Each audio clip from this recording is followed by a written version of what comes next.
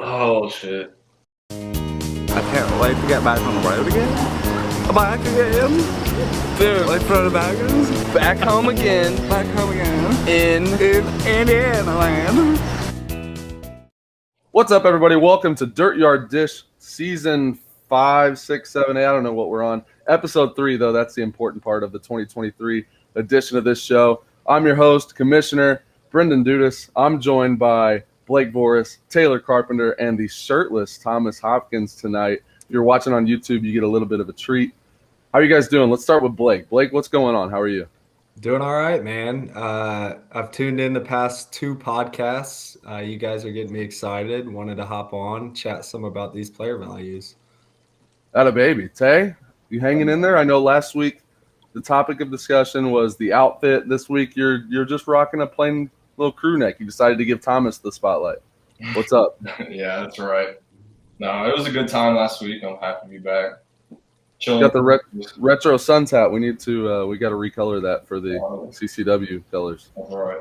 Thomas, we're all jealous. It's January 23rd. You're sitting in a hot tub. Your wife is somewhere near you, feeding you chocolate-covered strawberries. How are you doing?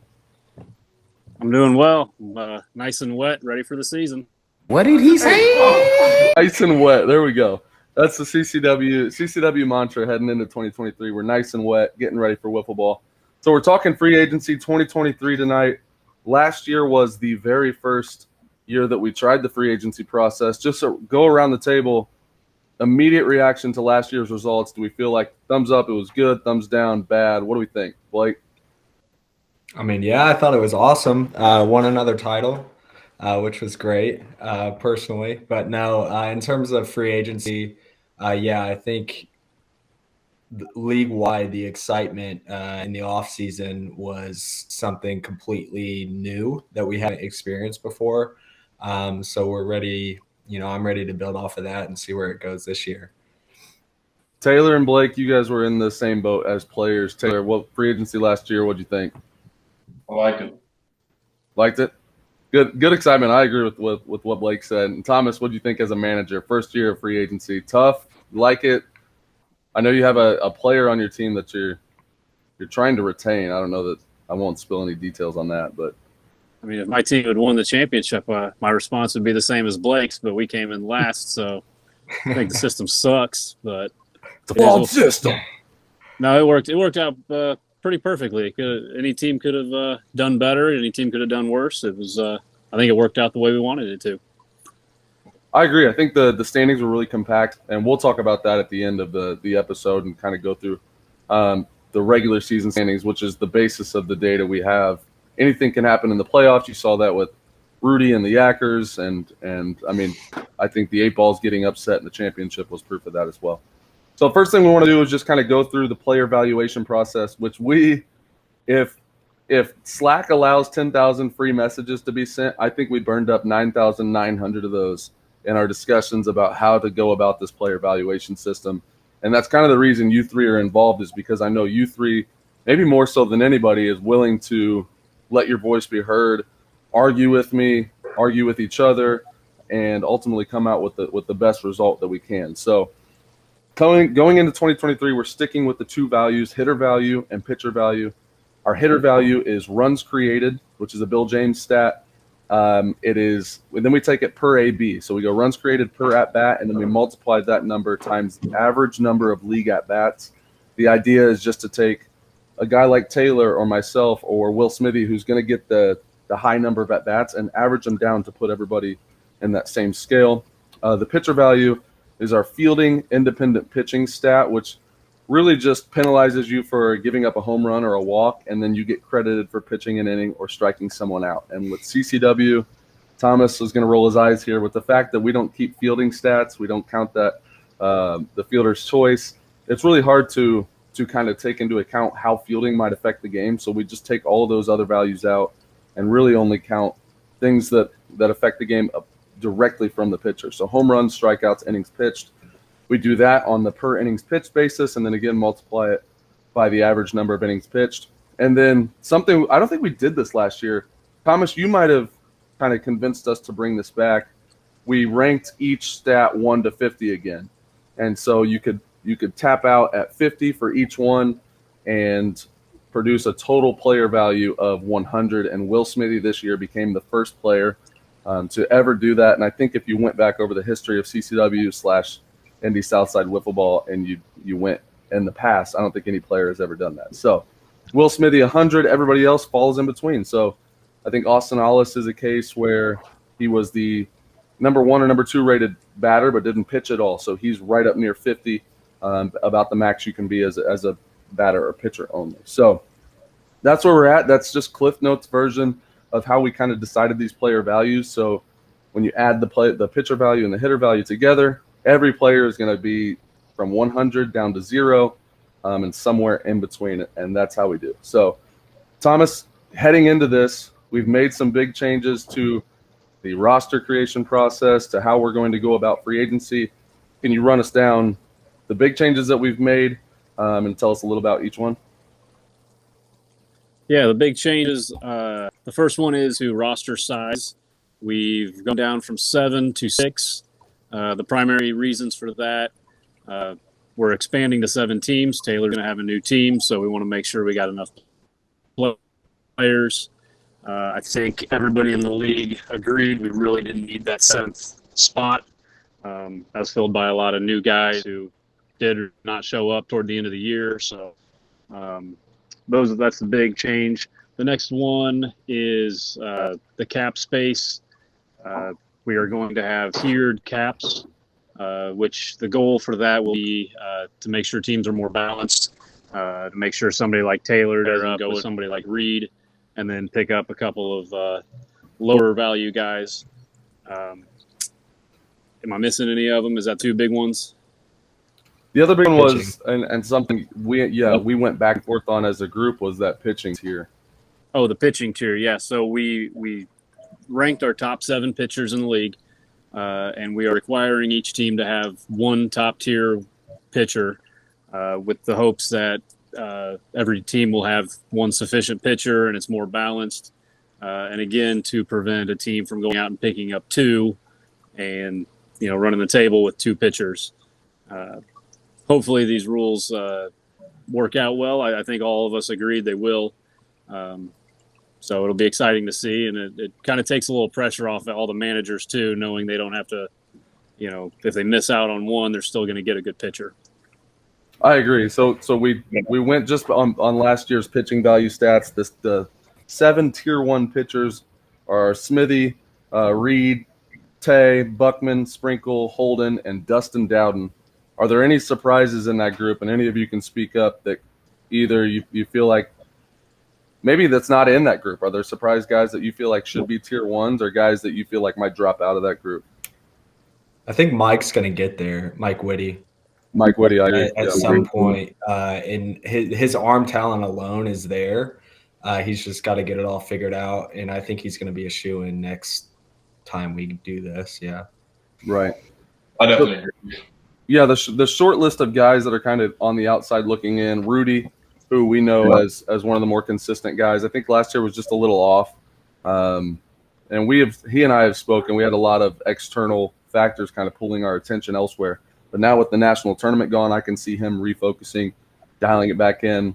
And Aiden Palmer is always a wild card. The one, Mike Speaks Sr., who, if he gets the innings, he's going to jump right in there. I mean, he's a shoo-in for a sub-3 ERA every year. Pitch bias, likely, if he finds the board. So a good list of guys there that I think can hop in. But like Thomas said, the goal here is to make sure that every team has a bona fide ace. We know that these 7 guys, if you give them the innings, they're going to produce like an ace, and I think that's important. Especially, I would compare wiffle ball to the NBA. Like 5 starters. If you have a LeBron James, he's going to, extremely alter the success and the effectiveness of your roster. So just having that one guy is going to be big time for a lot of these teams. You said drop down 6 players. I agree. I think the moonshots, Blake, you guys only used like 5 players. Yeah, right? I think so. Yeah. We had J-Mac on our squad. He didn't play. And even a whole lot. was Walther signed to the moonshots, I believe? Sort of, yeah. I think he might have been your rookie. So we're kind of just trying to we initially said that it was a good idea to expand rosters, get more guys some experience, but now we're kind of dropping it back down and saying we want every single player on the roster to matter and to have some sort of role. So it also develops those arms too, you know, that are maybe not throwing or haven't thrown in the past. Like for me, example, I may have to throw more innings. So it's just continued development of those middle tier arms. I agree. And that's the big thing. And you see pitchers like struggle towards the beginning of the season, and then by mid to end of the year, they figure it out, and then the playoffs are done, and next thing you know, we're at dinner drinking beers, and they're talking about how they wish they would have pitched all year. But we just have to get these guys innings and get them some experience. So, absolutely, yeah, I think I said it last week, but I think it'll be kind of a thing where the second pitcher, it's going to be tough to get a really good second pitcher. So you may see two guys be a 2A and a 2B. And kind of fill that role that just one guy would have filled in the past. Right, absolutely. So Thomas touched on the top 2, 3, and 4 cap. That's big time. We don't know the numbers exactly yet. We're going to continue to keep those under wraps until a later date, and we'll talk about that later in our episode here. But basically, your top 2 players are going to have to adhere to a cap, your top 3, your top 4, and then there will be a cap for your overall 6. And like he mentioned, that's just to prevent 2 studs from teaming up and basically dominating. Because if you have 2 of the top 5 players on your team, I honestly believe that the rest doesn't matter, especially if you can fill it in with, good fielders, good players that are good on the base paths, and just smart wiffle ball players in general. Any other points there on our policy changes? I think Blake's going to touch on the last big one here in a second. But any other points you want to make? No. Okay. Nope. So Blake, we're changing the timing of free agency. Last year had some issues that I don't think we really predicted what happened. But as soon as we released the process and things started falling, I was like, son of a bitch. This should have been seen. So what are we doing differently this year? Yeah, so the player value and salary cap info, it's going to be released 2 to 3 days after registration ends for the league. So, that'll pop up, and it'll probably – the floodgates are going to open and the texts are going to start flying. They already kind of have, but especially once people see those numbers, it's going to get pretty wild. Right. So for comparison, last year, as guys signed up and managers would reach out, I kind of gave them the sheet, and I was like, here's where our cap stands. Here's what this guy's value is worth. And we got to the start of free agency, and I could put together, just as an outsider texting everybody, I could put together every single roster just based on the information that I had texted people. And that was kind of went against what we were trying to accomplish with the free agent February. So your experience as a player, tell me a little bit about that. How did it work for you as free agency? Because the rest of us in here, I guess Taylor, you could touch on it too, but Thomas and I were managers. I was signed well in advance before I was even supposed to be announced. Right. Will and the rest of the team that we could fit, I guess excluding Reed, had all agreed to run it back. And so there weren't any surprises there. It wasn't probably as exciting for me as it was other people in the league who maybe switched teams. This year, though, it's definitely more exciting. I have no idea where most people are going to go, whereas last season I had a pretty good idea where things would fall in the league. Thomas or Taylor, how does this work for you? So your roster, I guess all 3 of us, we have rosters that are going to have a ton of turnover from last year to this year. Taylor, you're starting an entirely new squad from scratch. Yeah. Does this new process make you nervous, or do you feel like you've got a good handle on the direction you want to go? I feel like I know where I want to go, and it's just, but we're in the same boat. Even though I do have access to the numbers, I still don't know what the cap is going to be and things like that. So it still is it's a pause when thinking about it, So I kind of enjoy that for everyone. I like thinking about the different pairings in the league. That would be good. Just teaming up together and things like that. So I think it's nothing good. Thomas, what have you texted your guys? What have you told them this offseason? Reed is the big question mark, right? Because he's rumored to heavily be on the market. He's looking for a new squad.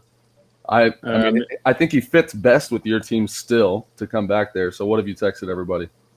I've texted everybody the process that, what we just discussed with the values will come out a few days after February.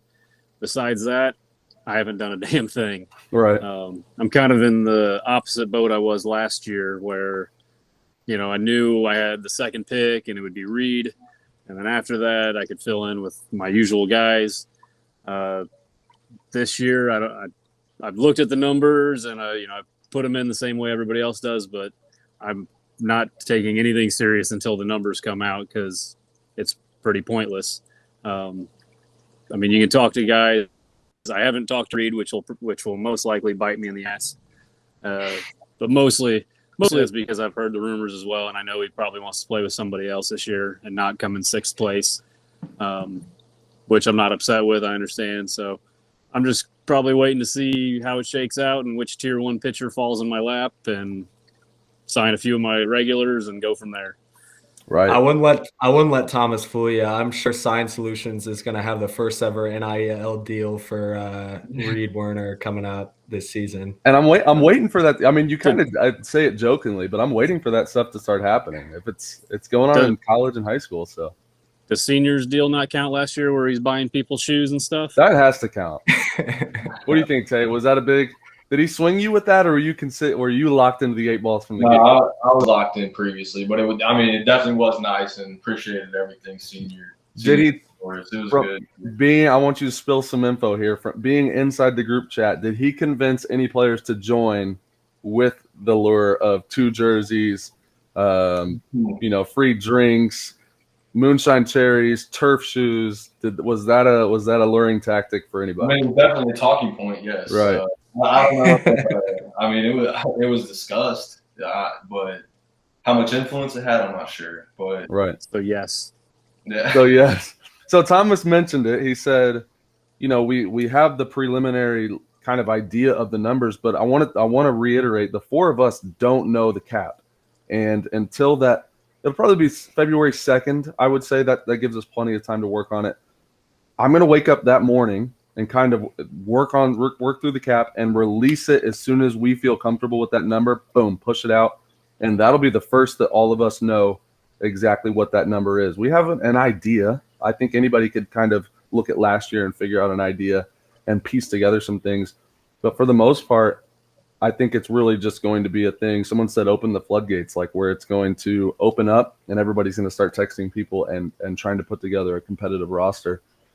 Me being naive and kind of hopeful last year, I waited until February 1st to start texting people, and they're like, oh, man, you're late as hell. Like, I've already signed with this team. And that happened to like the first 5 guys I texted. So rough going last year. I'm looking forward to this year. I completely agree. Any other things you want to add in terms of the new process?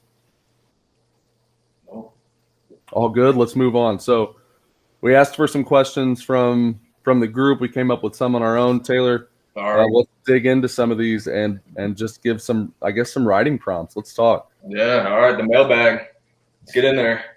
All right. Let's all pick a player who will outperform their value, and why do you think so? We want Blake. You want to start off?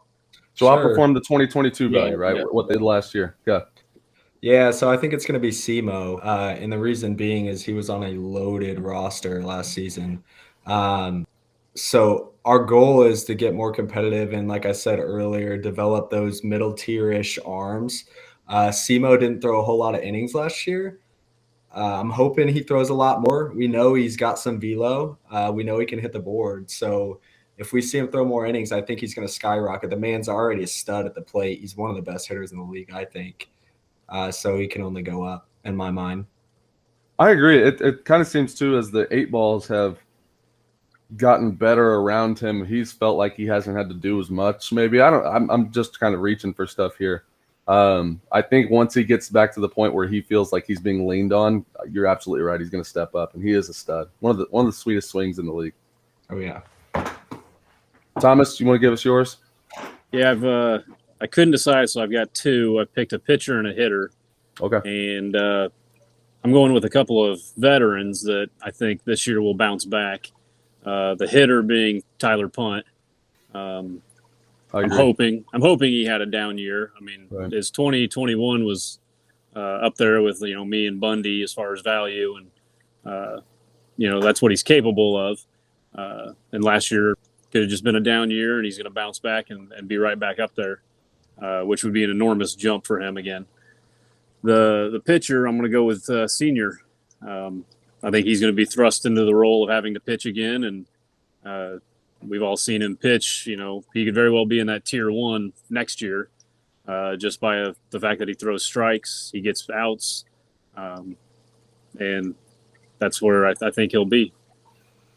I completely agree on both of those. I wrote those down as two ideas. Mentioned Senior earlier in the podcast, but Punt is kind of the guy that was a little disappointing last year. I know he was, he's banged up, and when you get hurt, you have to learn to adjust and style your game a little differently to play for it. But he started to show like a little opposite field pop, and he could place the ball around. And I think if he really leans into that, he becomes a completely different style, but still really effective hitter. So I agree. You guys on board with those two? Yeah, I think so. And Go. just looking at, I think another one is Dylan Jones. A little bit of a down year at the plate, and I think he can explode if he gets in the right setting, the right mindset. So he's kind of mine. Mindset's the biggest one with him. Like definitely. We've been teammates in the same lineup with him in some really competitive settings, and seen where he just transforms into a completely different hitter. Yeah, I mean sometimes he just doesn't miss sometimes, and that's fun to play with. So hopefully he gets a little more back to that, but we'll see. I was about to say, I think like the beer gets flown out at the Dirtyard, things get a little bit lax, and like his approach. He's a very approach dependent guy. Have you guys ever had a conversation with him about wiffle ball hitting? I can just tell by the way he's right. He's up there like sitting pitches. He knows that like in certain counts he's going to lay off this, or he's not really trying to look for this pitch. So if you beat him with a drop ball when he's not looking at, he's going to tip his cap and just hope that he beats you when he guesses right. And I don't even want to call it guesses, because he does his homework and he knows exactly what guys are throwing and when they're going to throw it, to the point where he'll come. I'm more of like a kind of feel and just let it rip type hitter. I think, Taylor, you're probably in that same boat. So Dylan will try to have those conversations with me, and I'm like, shut up, dude, shut up. I don't know what you're talking about. I don't want to talk about it. You're gonna mess me up. So Hit ball. That's what I agree. I mean, he dials it in. I think you're on top of that one. Yeah. For me, my player is, I'm gonna go. I think I had two as well. One of them was Tyler Punt because of how down his last year was. The second one is Landon Ball with you, Taylor. Last year he was hidden on a really good roster. It was his return to the league, and when he was with you on the Big Ballers, he dealt. I know we were a little closer, medium pitch. He was a guy that was notorious for getting away with throwing a little harder than everybody was comfortable with. He was an ace. Right? Yes, dude. Oh yeah. He was definitely our ace. He was so good, and I think if you get him on the bump and you get him enough innings and you keep him healthy, he's going to be a guy. He's a guy that didn't have any pitching value. So I think those are the targets we have for our most improved guys, are guys that are going to add value this year. And then dark horse most improved is also another guy on your team. I think Austin Ollis. He has no room for improvement hitting, but again, you say he's got a cannon. He's an athlete. If he's your number two, he jumps up into the 75, 80s range very easily and becomes like a top 3 most valuable numbers player. So those are my two guys, both on your squad. Which I think he was throwing yesterday, so I think that's a comfy spot to be in as a manager, knowing you have two guys that could easily outplay their value. Okay. All right. So now let's go over next question here. Which player saw the biggest jump in their value? So this is value from 2022 to 2023, just from what we know, correct? Right. And if we want to, if we want to look at 2021, if we want to look at trends, we can do that too. I just kind of listed the guys that jumped off the page really quickly. All right. Yeah. So we got Ryan Bogus, Holden, D. Louis, Gerchif, and Hayworth are the names listed there. You guys have any thoughts? So these are the biggest jumps, right? Correct. I'm trying to think. Bogus's jump was big compared to last year. I think he was pretty banged up last year, but when he came down and played the year before, very similar numbers. Yeah. Holden is in the exact same boat where last year's production. Was he on your team, Blake? Yeah. Was he a while moonshot? ago. Yeah, barely showed Yeah, up. a while ago. Yep. So his production before the moonshot year was up there with this year's production, but it dropped off. So that's the reason. D. Louie, I'm going to leave that one to Thomas to talk about. Super impressed with his growth and projection as a player. Thomas, what did you see in D. Louie last year? Yeah, I think outside of some of the regular guys that are at the top who work really hard, D. Louie is one of the hardest working guys in the league. Almost always the first guy to the park, always out there working on his game, willing to talk to us, trying to learn the game. I could very well see him making another jump this year if he keeps putting in the work. He loves wiffle ball. He's following the league. He's all about it. And, for a young kid, that's exactly what you need to do. I'd love to see it even if I can't afford him this year because of that jump. I'd love to see him go to a team and continue that trend. I couldn't tell you how many times I would go warm up. We were playing a game and like Whitty was throwing or something, wasn't hitting the board. And I would go warm up just in case. And D. Louie was over there throwing balls before I even got a bucket. So yeah, he does. He works his ass off. He really does. And the best part about D. Louie is he's got a rubber arm. I don't see him, knock on wood, being injured at any point soon. He can throw 200 pitches and go right back out there and warm up again and throw another 200. And that's huge in our league. Obviously, we've lost a lot of pitchers to injuries, and if we can have a guy like that keep improving and not get hurt, that just helps the league that much more. I'm glad you touched on that because a lot of times you'll go look at our stats through like a baseball lens in which you're expecting to see a 3 or 4 ERA and call that good. D. Louie's ERA probably came in around 6 to 8, I want to say. And that's a really good ERA for a number 2 pitcher who you're just asking to hit the board because ultimately you're saying keep them to 6 or 7 runs, let's go outscore them.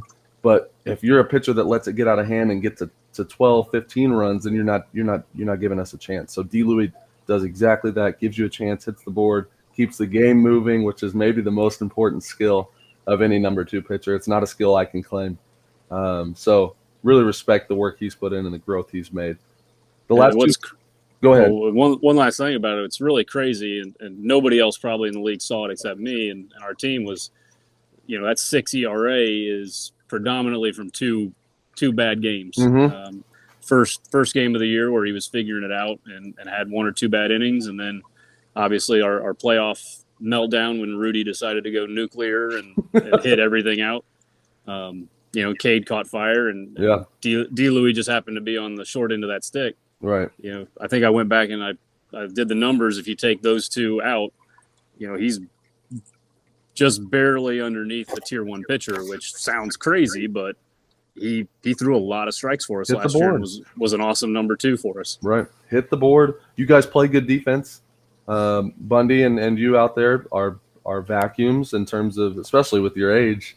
We add that in. So he just hits the board, man, and I do really respect it. Gerchef and Hayworth are my last 2 biggest jumps. Gerchef weirdly saw a decline in his hitting, which sophomore slump's a very real thing. You come in, have some success that first year. It's hard to carry it over with expectations. So we dropped a little bit there. His value jumped because he had to pitch, and he did so fine. Like I said, hit the board. Some of the better hitters could jump on him and take advantage of the fact that it wasn't moving a ton. But again, like same boat as D. Louie, you hit the board. You're going to add some pitching value because the most important thing is throwing strikes and eating up innings, especially for a team that needs to save innings for their starters. And then James Hayworth, his big jump, he didn't throw this year. So his big jump came at the plate. And if we think back to it, you know exactly how he really leaned into his style of hitting, which was to be an absolute menace and take his walks, take his singles. He racked up total bases, savvy base runner, and really made big jumps there. As a left side fielder, I can't stand seeing James Hayworth step into the box. That man could place the ball anywhere he wants on the field. It doesn't make sense. With the ugliest swing. I know. at the same time the prettiest swing if it works every time. I mean, yeah, you just throw the bat out there some way, and it's going to connect Right. and go right down the third base line about Right. 2 feet. And Guys- Andy's smart, and That's the I know thing. in the playoffs he took his walks when he knew Rudy and Yeah. Cade was coming up behind him. Some of us probably are a little more selfish and will swing for that solo home run, and Mm-hmm. we only get it one every 4 or 5 at bats. But James took his walks, and it paid off for him. Right. He's got that knack like Chris Metter, is that what his name is? Yes, from Skibby. Skibby? Yeah. Yeah. He kind of reminds me of him a little bit. It's the same exact approach. I agree. Okay, Tay. All right. Biggest drop. So those were our biggest jumps. Yeah, now on to the drops from year to year. We got TP, Tyler Punt, Michael Plord, Wilsey, and Dylan Dowden. So start with Tyler, TP. Yeah, so I want to preface this. If you have a guy on this list that you were probably counting on to produce, I'm going to assume your team was your team performance was a little disappointing. So you'll notice there are no 8 balls, moonshots, or I think it was Wilsey on the Yackers. Yes. But maybe not as many innings. So those top 3 teams don't have a guy who landed on this list. They signed the guys and they performed at or above the way they thought they were going to. I think the biggest drop was Tyler Punt, and Thomas, you'll probably admit that he killed, your chances at offensive success last season, right? At times, I don't want to put it all on his season. shoulders. That was No. unfair for me to say, but No, it was. I mean, our woes were all 3 of us. Yeah. You guys are watching the aging of a team in real time, and all 3 of us take half a season to get loose. right. He just didn't bounce back in the second half of the season, and he's shown that he can, and I'm hoping he will next year. And I guess the silver lining of that is that now you get him at a discount, right? And you're hoping that he outplays that. So he's in a completely different boat, and it'll be interesting to see how he flips that narrative and goes about his work. For me, Michael Plord, kind of expected him to come in, hit the ball at a replacement level and pitch a little bit for us. And he honestly didn't either, but it's not something I would complain about. We had some guys step up. Dawson Murdoch, who I really enjoyed playing with. Cody House played really well, hit really well. But Michael really just wasn't as active and involved as we needed him to be in terms of being like our 3rd or 4th best player. So he kind of, it made it tough to work around. Jay Wilsey is a guy who I'm trying to think where he produced his value. Let me go look at it because I'm not entirely sure. But he had a pretty good 2021, if I'm not mistaken, right? Yeah, produced 11 hitter value, 9 pitching value, and both of those numbers got cut. He went from 11 to 3 and then from 9 to 2. So really just struggled to find the field and be productive in his roles. And then Dylan Dowden for the Hounds, and you'll notice this theme for the Hounds where they produced, I think, only 122 total value on the season. And Dylan Dowden is probably the highlight of that group, where had a really productive few years, and Jones was kind of counting on that, and it just didn't come to fruition. So I think it probably takes some time to get back into the swing of things, and Dowden is a guy that I would expect to rebound. You guys have any points you want to add to that group of guys? No, I don't think so. Good. Move on. Okay. Yeah. All right. So Alex Gerchev asked a hell of a question. We'll kind of end with this, and then we'll finish with one bold prediction each. But he asked if the teams carried over, so we took last year's rosters, slapped this year's player values on them, how do the values stack up? So this is basically asking the value they produced last year, let's compare them to the standings, basically. So the Moonshots came out. They finished first place, 12-8 record. They produced a 213 total value. The 8 Balls, second place. They had one more win, 13-7, produced a 247 value. That's number 1 in the league. That's just their top 6 players, too. So I think they had an additional player in Kyle Gagliardi that we didn't even add into that.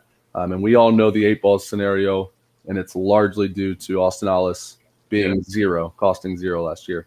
Right. The Ackers, third place at 197, which is the third place value. The Hounds were the lowest value. They went 9-8 with a 122, and that's what Dylan pointed to when he said, I think I'm coach of the year. I did the most with the least. The Short Shorts came in 5th place, 8-9 record with a 183 value, and I think That is the 5th place total value. And then the Pork Pistols were a bit of an anomaly. 6 and 11, 197 value. We looked at them and just said a lot of your losses were pretty unlucky, right? You just had some stuff not go your way. And that 6 and 11, I felt like easily could have been an 8 and 9, right up there with everybody. So my immediate reaction to this is to kind of realize that our total values are reflecting the standings pretty accurately, outside of the outlier in the Hounds, right? And that's dependent on Jerry Sprinkle kind of carrying their team on the mound. They win a lot of close games. But outside of that, I think they pretty accurately reflect how the season went. And I'm super happy with those numbers. What do you guys think about them? Yeah, I agree. I mean, the outlier too with the 8 balls, I mean, they were the number 1 seed going into the playoffs. So honestly, you guys should have won, unless Right. but Will came through in the clutch and won it for us. So Number 1 player. yeah. So we got, I would say, like, do you guys remember what our cap was last year? 195? Was it? I thought it was two. I thought it was over 200. What? Okay, it was 195 to 200 something, like really right around that 200 value. So I think we only have 2 teams who are overvalued, and it's the Moonshots and 8 Balls, and that's exactly the problem we went out to solve this offseason. So I think when we can go back and look at it and our numbers mirror exactly the problems or the successes we think we're having, then we're on the right track with these numbers.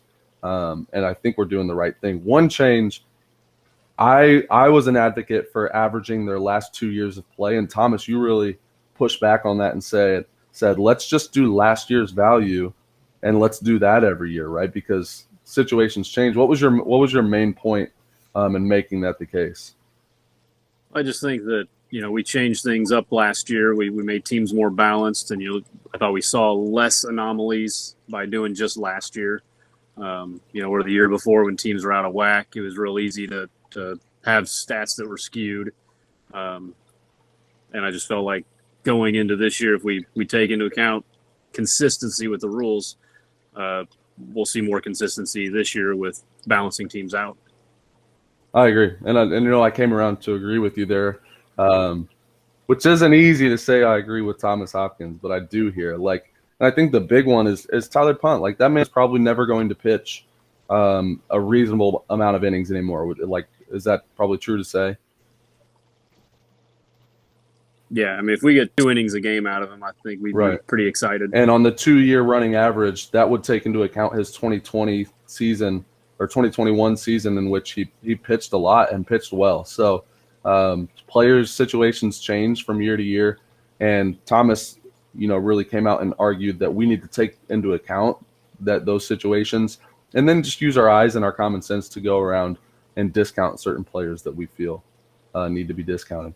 Okay. Yeah, I think it's important to let the people watching know that I think we set 100% change from 2021 to 2022. Yes, good point. We did go through and I'll say alter those, but we came up with a formula to balance it out. To keep guys from slacking on purpose, in order to keep their value down. Not to say Senior did it on purpose, but right. We all agreed that his decrease in value isn't indicative of his true value. So, and I think only taking 2022 into account made for less of those guys. So good point. I'm glad you said that, and we brainstormed some ideas, like you said, some discounts, and we came up with the injury discount, the missed year discount. And then we discounted guys who just didn't meet, like, if you pitched 1 inning and magically struck out the side, your per inning pitched value would be through the roof. But we went through and made note of those guys and cut that value way down. Just to name a few guys that this kind of happened to, Alec Buckman, he missed a year, so we discounted him 10%. Plus, we went back and used the median of his 2020 and 2021 seasons just to have an accurate depiction of who he was before missing that season. Cade Luker only pitched half of the median innings pitched, so we cut his pitching value by half. And then, like you said, Mike Senior, we gave him a 10% discount because he played through injury the whole year. And that was one we kind of talked about. We felt like his injury really affected his value throughout the season. So thank you for mentioning that. last thing we're going to do before we hop off here, let's throw out one bold prediction each. It can be a player you think is going to go to a team you think is going to struggle to sign players, maybe a big trade goes down, maybe a team jumps out and wins a title this year that you're not expecting. So we'll go around the horn. Tay, you want to start first? Oh shit! All right. Is this like at the dinner table where you want everybody to order first? Yeah. Let's see here. I'll just have to go with Allis will lead every offensive category there is. That's bold. Did he not? Is every single one? Oh, I guess that's true. That's true. Yeah. So Austin Allis leads every single category, becomes just the third player in CCW history to win the Triple Crown. That's Tay's bold take. Am I up? Yep. Alec Buckman, Cy Young. Alec Buckman, Cy Young. I Welcome like that. back, big fella. Right. And you're going to have to find out if he's going to need to get into the gym throwing bullpens ASAP because a year off from throwing is rough. Alec Buckman, Cy Young. So we got 2 awards. Thomas, let's do some free agency-based ones. Oh, shoot. I was going to. Oh, go ahead. If you have one, that's fine. I was just going to switch it up. My bold prediction was that the Moonshots aren't going to win the title this year. That is bold, too. So three-peat's not happening. Nope. What's the main reasoning behind that? I think he's going to struggle to find a reliable second pitcher. Mm-hmm. I just think the new cap space, him being a 100, he's going to have to get creative. And, another year of the league seeing him. Not that he isn't the best player in the country, in my opinion, but, at some point we're going to figure him out and knock him off his throne. Right, and I don't know that you ever solve him, right? But you figure him out enough. You beat him one of the games, and then you take down his number 2 pitcher. It is important, I think, that we know. I think Mike Whitty of last year fits into the new salary cap system of this year. So he has to find the new Mike Whitty, and that's always going to be Will Smitty's project every season. If there's a guy outside of senior that can find a pitcher, develop him, and turn him into a really solid second arm, I think Will Smitty's the guy that I'm going to pick for that. So. But good prediction there. My prediction here, let's see. So we've got the Tier 1 arms. I'm trying to decide. I think the Dowdens team up and go back to the Yackers. Both of them, their value jumps. I'm tabbing the Yackers to win it all next season. That's my bold prediction. I think Rudy, with a lot of the things off of his plate, he can refocus himself. I love the Dowdens as a duo. That they're going to be a good get for whoever signs them, but I think that the comfort of going back to the Yackers is there. I think they go to the Yackers, and I think that group, that they win it all. Pretty bold. You said bold. I'm going bold. That's what I want. I just saw the Yackers in the playoffs last year. That team was completely different than the team that played in the regular season, and that regular season team faced aces week after week and still battled. So I respect it. Okay. We have anything we want to plug? Anything you want to shout out? Thomas, do you have a hot tub sponsorship that you want to throw out? Yeah, how long have you been in there, man? I know. I'm getting pretty shriveled, guys. We're gonna have to take going. I get panicked when I get in hot tubs. Like the hot air makes me feel like I can't breathe. So I don't know. And I'm naked, so I can't just hop out without my neighbors seeing. Completely naked. First podcast episode ever done. Completely naked. Thomas Hopkins, Hall of Fame. That's what he's plugging. Blake, you have anything you want to plug? Just the registration. Get registered before it ends so we can get on this and see all the values and get all excited. Good. That's what I was going to plug. Tay? Lamar Toppings. Lamar Toppings, baby. That's funny. I just created. I bought 2K and I downloaded it and made my new guy and named him Felix Babcock, which was my version of Lamar Toppings. Yeah. So Nice. Lamar Toppings and Felix Babcock are the duo. The thing I'm going to plug, I'm just back to registration. It ends at the end of January. Managers, be on the lookout. It's going to be February. I'm going to aim for February 2nd. I'm going to say February 2nd at noon. We are going to open the gates and let you just have at it. We'll start doing our free agency. And what's going to happen, I guess I should talk about the process just really quickly. I'll give you access to the sheet, and you'll be able to go on there. When you click the link through the website, circlecitywiffleball.com/hotstove, it'll make a copy of the sheet for you, and it'll have a team builder in which you will be able to type names in. and it'll automatically populate that value. It'll calculate your cap space and do everything for you. So that's the super nerdy stuff we've been working on as the player value team. And that's what I'm really looking forward to. And we are, by the time this releases, a week away, right? Yeah. Yeah. So Yeah. hopefully by the time this releases on Wednesday, we're all enjoying a snow day. None of us have to go to work or anything. So there we go. Gentlemen, it was an absolute pleasure. This was fun. I think this is the most exciting thing of our off season. So I'm glad we could all do this together. And I really appreciate all of you being on the player value team with me. Oh, yeah. Always, man. One love. All right. From naked Thomas Hopkins to good-looking Blake Boris and Lamar Toppings, this is Brendan Dudas. It's been a blast. Peace. I can't wait to get back on the road again. Back again. Dude, like for the baggers. Back home again. Back home again. In Indiana land. Nice and wet, ready for the season.